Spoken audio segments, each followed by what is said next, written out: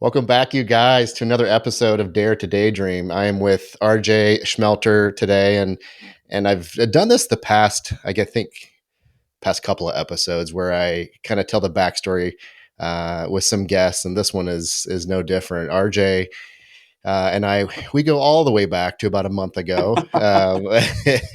No, I was on spring break with my daughter and my buddy and his daughter, and we were in St. Thomas, and we chartered a boat for the day, and included was a half day of deep sea fishing and then a half day of I think we just call island hopping, where we were just snorkeling and just kind of sightseeing. And so RJ introduces himself out of the gate. He's our captain for the day. And I don't know, we're out in the water maybe like 30, 45 minutes. And I was like, wow, this is your job. You do this every day. He's telling me all about it. He's like, yeah. And so I was like, well, how did you get into this? And he's like, oh, I'm, from the States, and I just picked up and moved. This is my passion. This is what I wanted to do. I was like, I need to hear more. So RJ, thanks for being with me here today, man. How you doing? Yeah, doing great, Michael. Thanks for having me, man. This is awesome. Glad we can make it happen.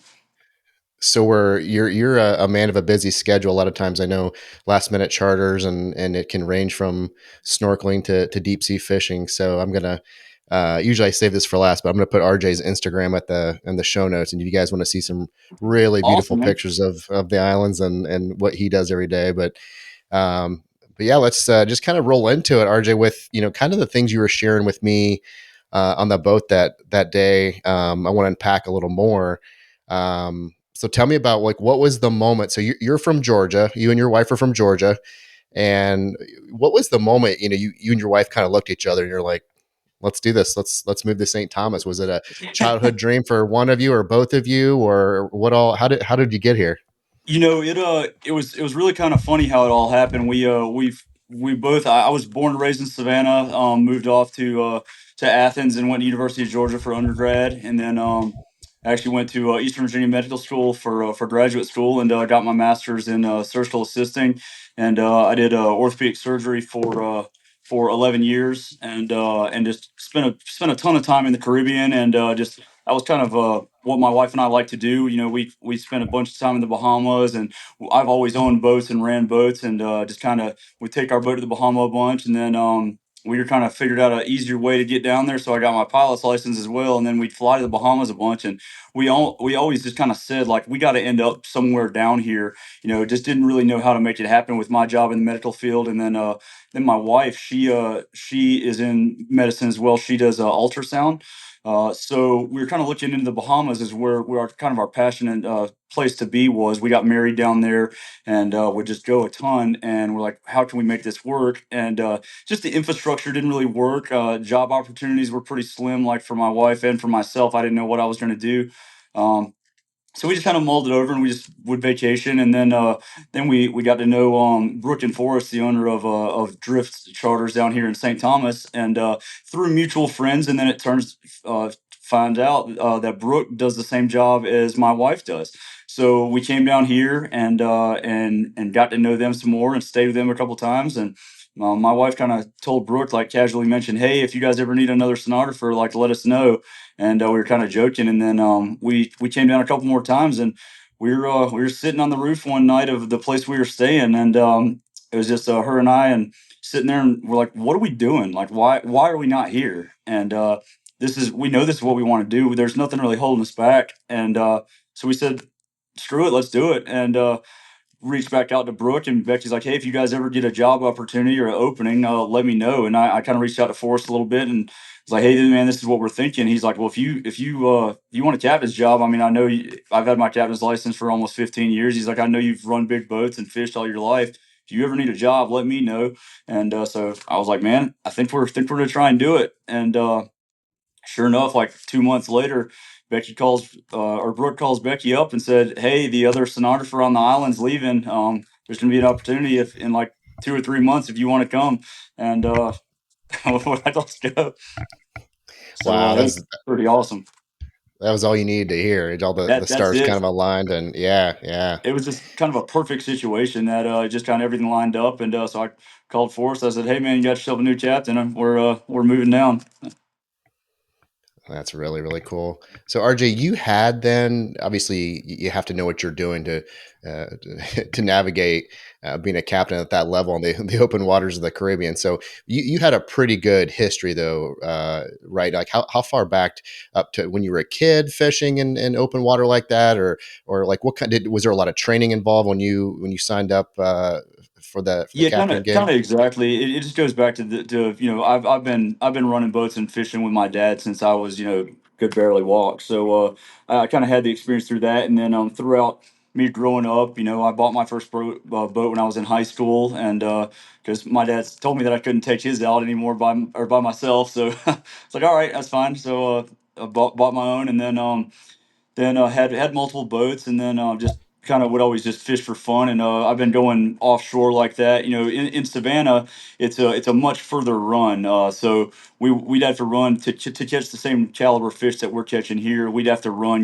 like 80 miles pretty much one direction. So it was a lot of leaving at 2 a.m. to run all night, and I was fortunate enough to go with a lot of captains who know a lot more about it than I do, and then my dad taught me most of what I know, and so yeah, I've been doing it pretty much my whole life. So navigating down here, I just once we figured out that we were going to do this, I just studied the waters and all, and then all the navigation skills that I got when I was in captain school, and then got my master captain's license as well. So all that played a part, and then the piloting thing really helped as well. With the navigation and systems of an airplane, really helps a lot too. So all that kind of stuff came fairly naturally to me once I got down here.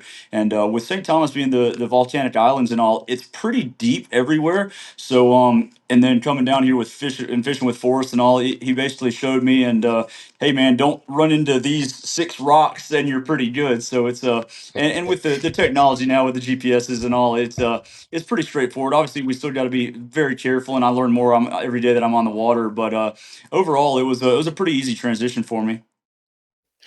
Well, you're very humble at describing it because for someone that hops on a boat like myself and watching you run all the fishing lines and navigate the GPS and it Oh, I looks don't know about very that, but thank you. like a surgeon out there. So, RJ, take me back to leaving what was comfortable, right? I think a lot of us, we won't go chase a dream or something that's kind of on our hearts, like you and your wife having that.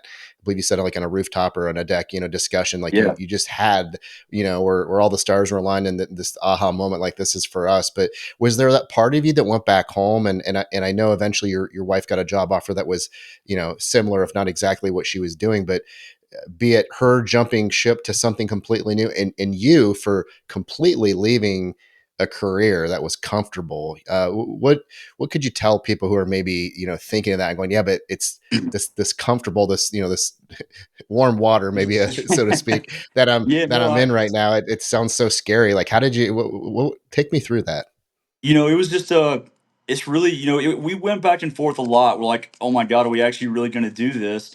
And then we talked about it and prayed about it a lot and talked to our families and all. And at the end of the day, like we were just doing the same thing over and over. You were working to be able to vacation basically. I absolutely loved my job back in Savannah. That was actually the one thing that I struggled with most, other than leaving our friends and family. Obviously that's difficult, but was leaving my job because I really did love it so much. But at the end of the day, it just came down to everything that we did and worked for was to go to these awesome Caribbean places that we love so much. And it's like we have an opportunity to go and live in that scenario. And it was just when you actually just boiled it down to that, it was pretty easy decision for us. So I mean, the only thing I can say is if anybody is even kind of on the fence about it, like just jump and do it, man. The thing we kept saying too is like it's going to be exactly the same, back in Georgia for us. If we go and it completely flops and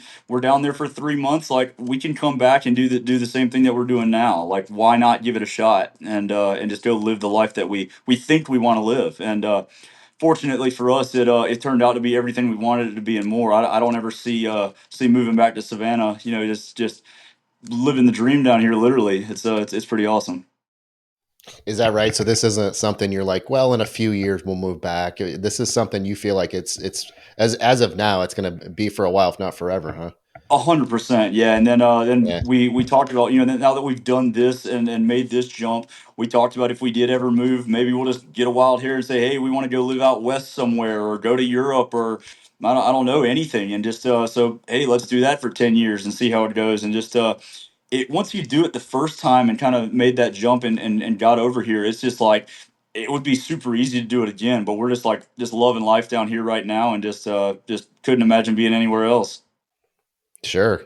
Yeah, I feel like it's once you rewire the brain of, getting over that scary new part, like you said, Well, now it's exactly, and that's kind of what we're talking to our friends and family with. They're like, "Are you really going to do this?" And we're just like, "Yeah, we really are." I mean, why not? Really, why not?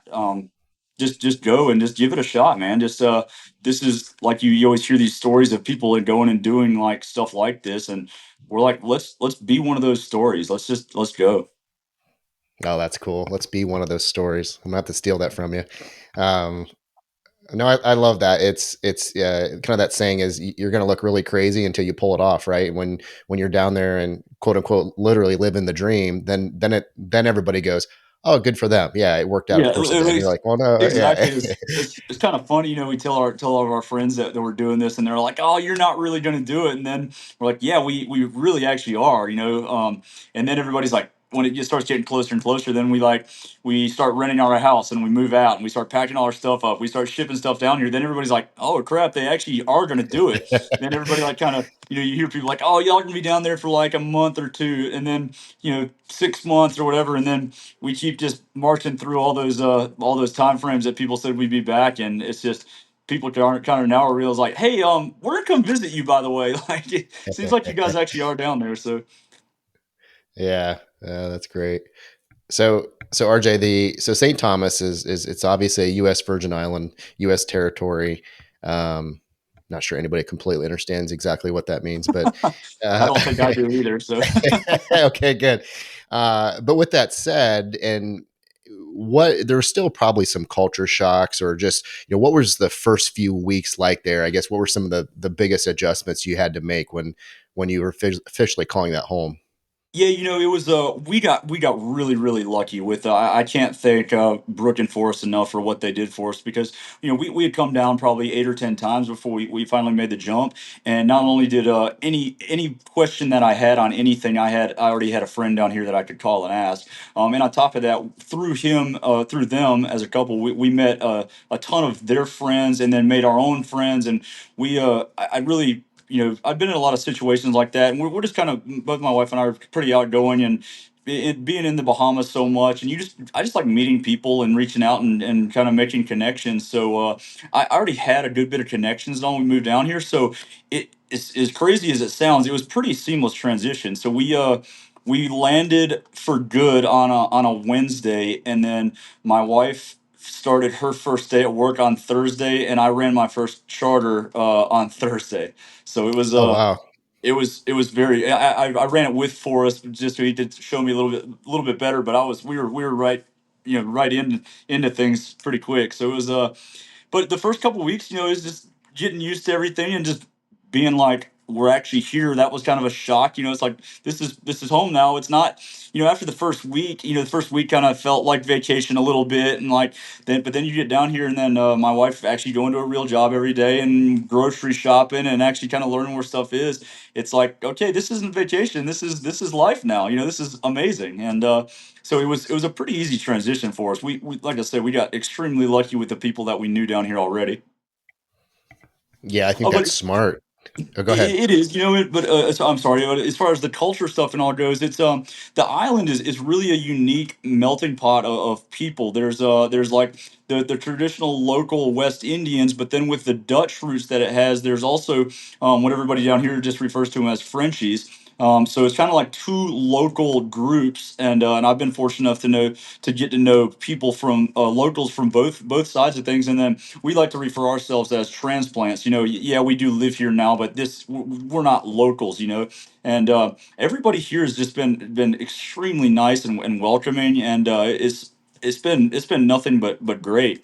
And getting to know all the local people and the culture and all that stuff has been awesome. It's there's a few quirks here and there, but you kind of learn things like simple things like down here, like instead of saying like hey how are you, like if I saw you on the street in Savannah, like hey man how's it going.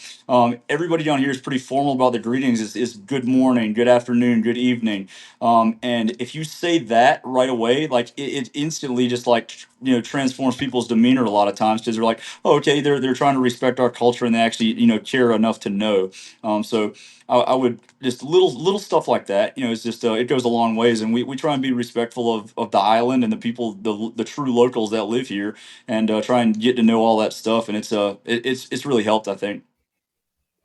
Yeah, that was our experience as well. Everybody was so kind and helpful, and hospitable when we were there. I was going to say that's, I think, a great idea for you guys to start your jobs the next day as you move there. I mean, what a way to, there's really not a lot of room for cold feet once you get in it and start Exactly, your everyday exactly. life. Um, so RJ, what's an average day look like for you both?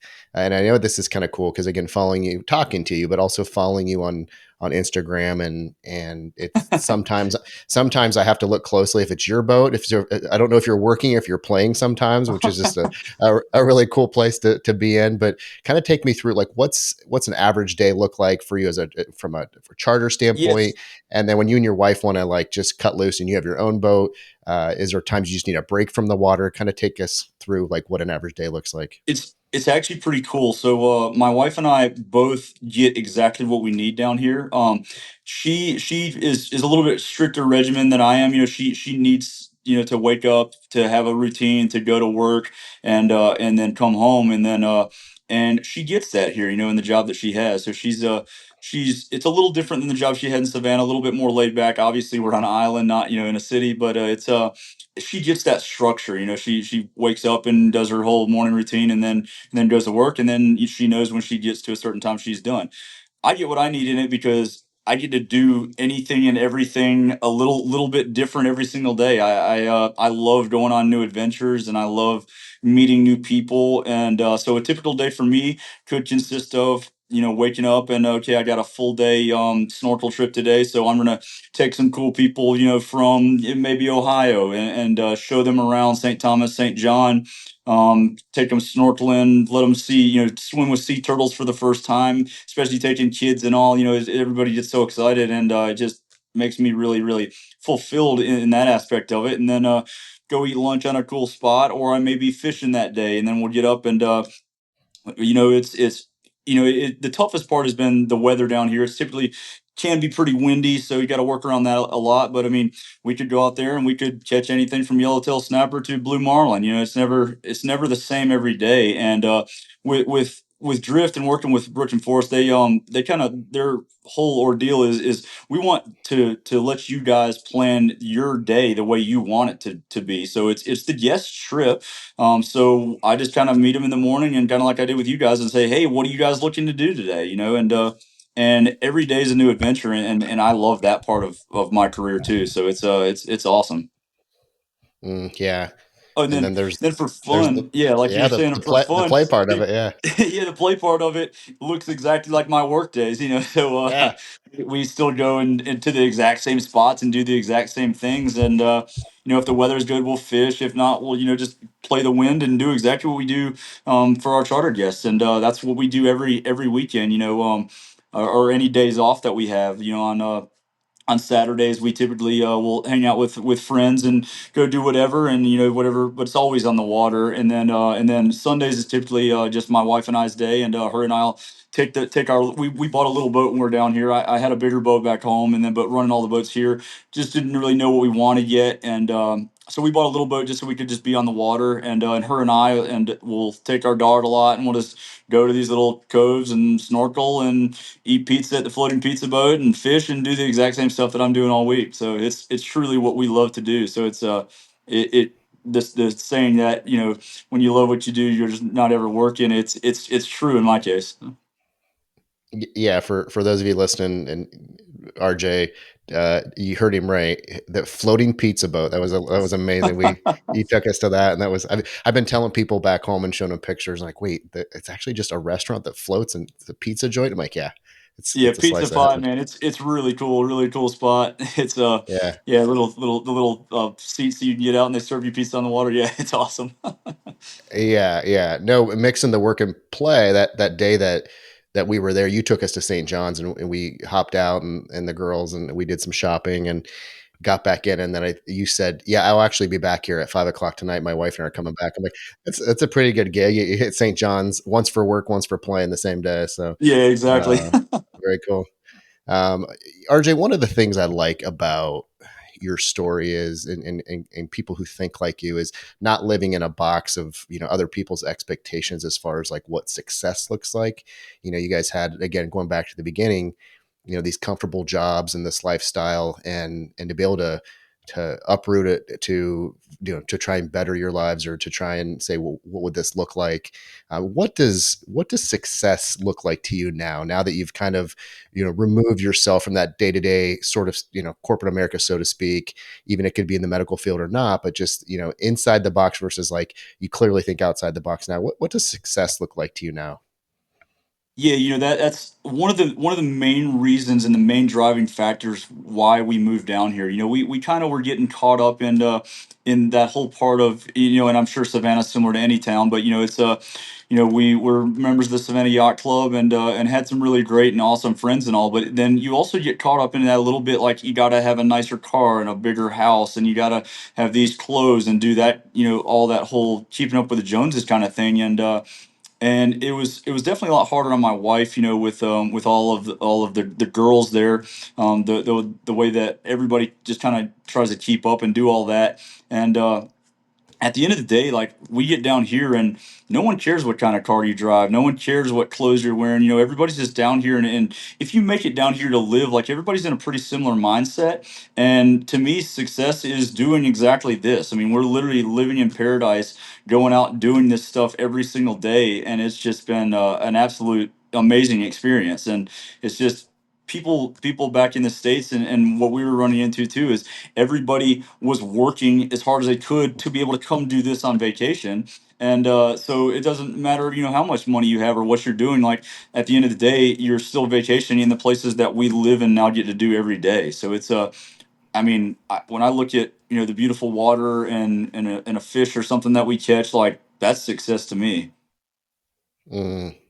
Yeah, and I feel like every time I've traveled, and the people who, are native to the Caribbean, and everyone's just so happy, and do you see it down there as well? And you've I think got this mindset where it becomes less about material objects, more about experiences, A hundred and percent, and that's yeah, that's what my life, my wife and I have always said. We want to, we want to spend our money on experiences rather than material things. And down here, that's exactly the case. And like you said, everybody is truly, I think, happy down here. This week's a perfect example of that. It's Carnival week down here, so mm, it's a party and concerts and rides and food, and just really celebrating the heritage of the island of St. Thomas.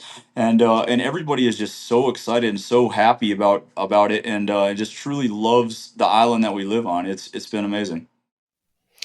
Are you finding other? I know you found your community, your tribe of people, you said, but do you find that there's other people down there that do what you guys did? I know there's obviously some. You showed us like Kenny Chesney and some celebrity homes that they're there, that people. That's a different story. But do you find yourself meeting other people who just picked up a mood for more lifestyle choice and experience? 100%. Yeah, that's pretty much like I called us earlier, that we were like, transplants. That's pretty Yeah. much everybody has a very similar story to ours. That's just got tired of chasing the dream, and is like, we can live the dream. So let's go down there and do it. And so we've met a ton of people down here. It was kind of funny. You get down here. We had some friends say, like, oh, don't be surprised if people don't take you seriously until you've been here for a while. And we didn't run into that, or haven't at all yet. Just because I think of the friend group that we had kind of made by coming down here. But people people get a little bit skeptical because some people move down here and realize that that like, hey, maybe this lifestyle isn't for us, and people will leave, after 6 months or 8 months, and they get scared, or whatever happens. But like, if you take that leap and actually do get down here, like Becky and I, and it is truly what we love doing. It's been awesome. We have no regrets at all, and then everybody is down here is just in that same boat, and now you become a core group of friends, and everybody just knows everybody. And I kind of got a little bit of a cheat code being a charter captain down here too, because I'm nonstop meeting people, and everything down here is based on the water pretty much. So when you're a charter captain, you're seeing the same people over and over, and meeting people through other captains and crew, and just really have really broadened my range on people that we've gotten to meet on the island, which I think's helped a lot.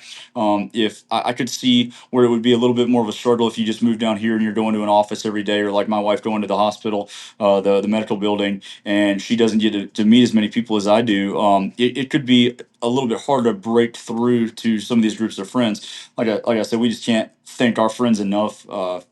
For helping us and letting us into their group, like, pretty much immediately when we got down here, which has been just incredible. Yeah, that is really, really cool. The amount of people you get to meet every day just by with the charters alone. And there isn't a whole part of the islands and that area you don't see between the boat and you mentioned earlier you have your pilot's license, so you get to see it Yep.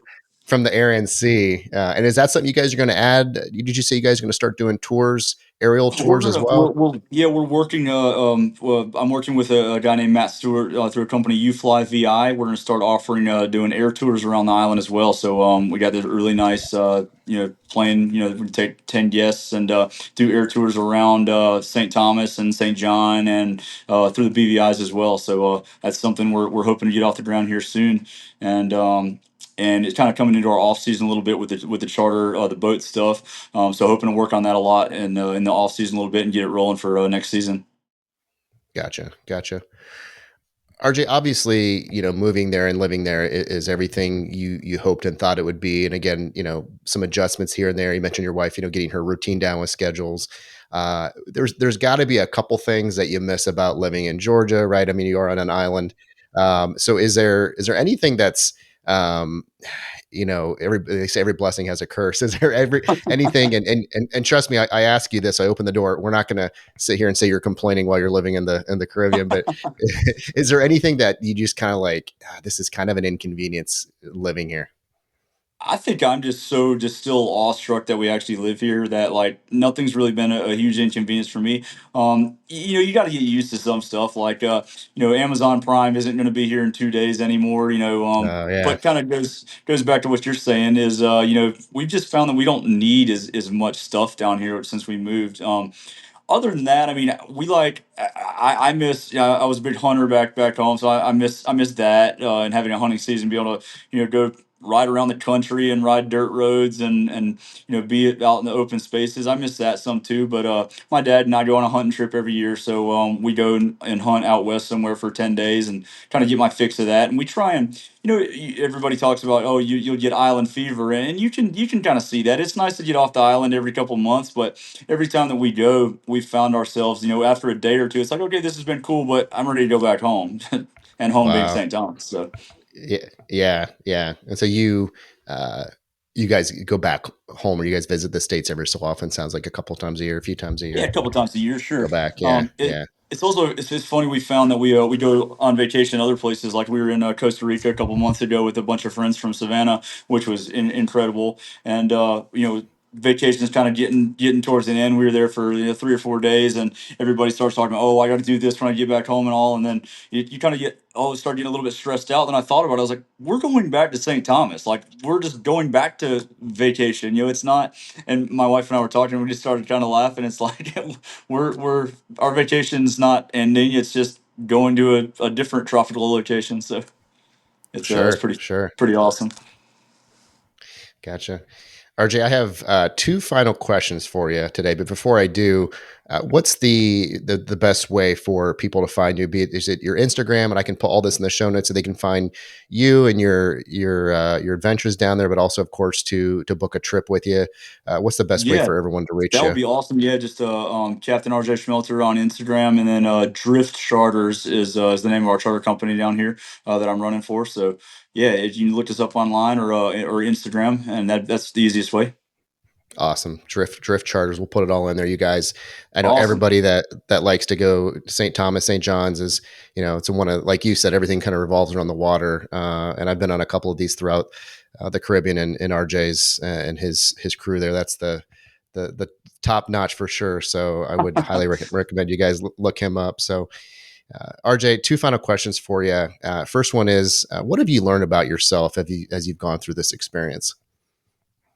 I think the biggest thing that I've learned is that like you shouldn't just sweat the small stuff. Like don't stress about stuff like you get caught up in stressing out about everything. Back in Georgia, I stress out about some stuff and all. And it's at the end of the day, it's just live your life and do what makes you happy. And that's what I've learned, that being down here and doing this has just truly been a blessing. And just we're just so lucky and so blessed to be able to do everything that we want to do. And just that's what I've learned, probably the most, that it truly, you truly can be happy doing, living your dream. Mm-hmm. No, that's beautiful. Thank you. Last question for you.